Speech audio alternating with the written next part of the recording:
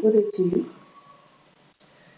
In this video, I'll be working on task 13D to H. The last video, we were able to work on task 13A to C. So I want to believe that you already have your 13A, task 13A, task 13B, task 13C. When I ask you to turn it in, you turn it in separately. 13A is an attachment, 13B another one, 13C another one. But for this class, we're working on 13D to H. Now, question 13 is saying, open the file that you saved in text 13C, narrow the column in the top table so that there is a minimum of white space between but no text wrap in it. The text wrap means another text on the same line moving to the next line. Alright, so let's come back. This is our 13C. Your 13C should look like this. So please work on your 13C. Okay, so we'll come here. We should adjust it so that there's no text wrap. If I move it, there's already text wrap for Greater Manchester. So we don't want that. So that's why you adjust it such that there's no text wrap in it. Alright, so we adjust this too. Good. Let's move to set the text wrapping option for this table so that the body text of the document flows around the table. So let's move there. You click on your table, highlight, right click, go to table properties. Under text wrap, you see, ensure you are in table. Sometimes it can be rows, column, cells. Ensure you are in table. Then you click on around. You want to wrap text around the table and click OK. Your work should look like this. So we'll save it as task 13D. File, save as. Ensure you have it as Word document. Save as type Word document and click on save. That is all about 13D. Let's move to E. It's an open the file text 13D. Yes. Right align all the cells containing numbers in the second column of the table. Center align all the cells in the top two rows and the row containing not. Let's come back here. This is containing numbers. You select them, go back to your home tab and click on right align. Then you select the first two rows and the row containing not. So you hold your control down and select the row containing not. They say you should centralize that. So you go back to your home and under paragraph you click on center align. Make the top row of the table twice as higher. Vertically align. You want to make sure that make the top row of the table twice as high. Vertically align all the cells to the middle of each cell. So let's come back here. This is the top row, country close. You select it. The grid line here, where my mouse is, drag it down a bit. But if you observe that the text is up, so the instruction says we should make it to be at the middle. So what we do, we'll go back to our table properties. Where you have cell, you can make it center and click OK. Alright, that is all about that question. Then merge the cells in row 2 and row 7 into single cell. We should set the background color of all cells in the top two rows and the row in 7 to yellow. So we'll come back here. We have to merge this cell. So when you select southeast, I believe we are moving together. If you have any question, do not hesitate to. So now when you select it, you go to your layout, you click on merge cell, not to, same thing, click on merge cell. Then you have to change the color of this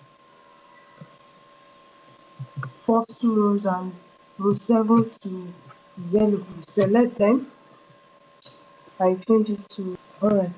You select it, you go to your design, under shading, pick yellow. You can select everything together. Hold your control down to do that. Shading, yellow. That is for that question. And you have to save your document as tax 13E. So you go to File, save as tax 13E.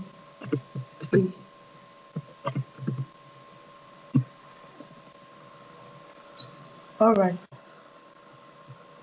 let's move to our next question. Tax 13F. We should open 13E. Remove all grid lines from the lower table except those cells containing the maximum and minimum temperature during the. So back to F now. We are working on the second table. So what do you do? You select your table, you right click, table properties, borders and shadings, then click on none and click OK and click OK. Now the question is asking us that we should remove all the lines of the lower except those cells containing the maximum and minimum temperature. The maximum and minimum temperature. So let's have it. These are these two cells, maximum and minimum temperature. Hold your control down. Select this one too. Maximum and minimum temperature. When you select them, you right click now. Go to your table properties, borders and shadings. Now you want these grid lines to show for this one. So you click on grid and click OK. OK too. That is all about that question. So I'll save that back. Let's see. I believe you feel that all these tasks are short tasks. So if you get it done, that is all about 13F. 13 is we should open task 13F. Add our name on the left in the header. The text is focused on the center and the English name at the right. So that means we're having three headers, three color headers. So we'll go back to our work. We go to your insert header. We choose three column header. Sorry, this time is ready. This three column header. You have to type your name.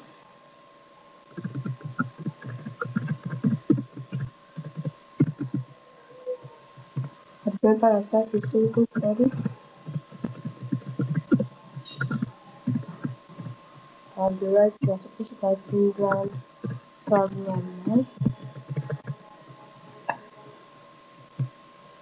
You have to save this file as 13G. So file, save as 13G. Let's do the last.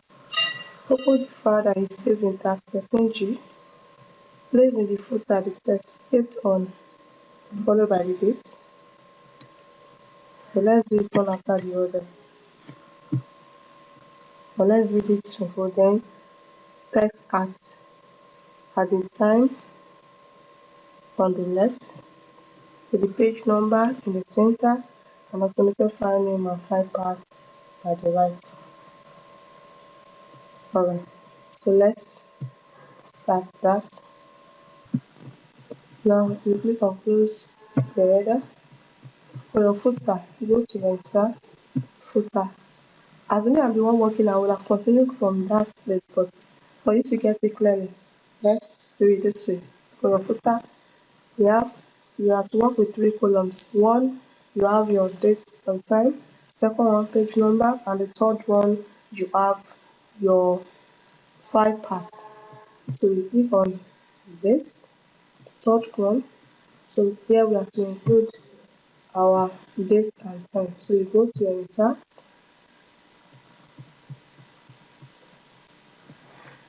click on date and time. Since we are not given any date format, we are given date format, it's follow the format. But since we are not given any date format, I will choose this. And you click OK. You add this at, you have to include the time. So date and time also. Let's pick, since we are not given any one, you can pick any of this and click OK. At the center, you have to put the page number. So you click on the center or you use your tab to move around it and you pick page number. So since we are doing, I always advise use quick path to include your, so let's say field, let's do for page number.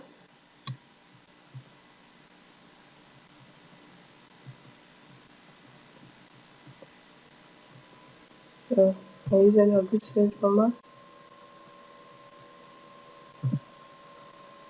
And lastly, your automated file path.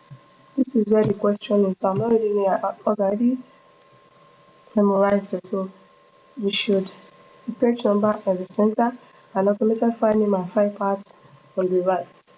So you go to under insert, quick path, you click on field. So let's look for file F, file name, if file name is actually the one to under field options you want to add file path. Since you are told to add the file path, you click on it. What option, if you are not told to, you can choose anyone and decide to leave it and run and click OK. That is all about that question. So you have to save it at S13H. So for the video now, we worked on E plus D to H. So I'll be starting to turn in D, E, F, G, H. Then for your class task now, you now turn in activity 13, B, C, D. The file you will work on is already uploaded. Like 13B, you are creating a new document on your own. 13C, you are working on a file activity 13C, but change the file from richness format to Word document.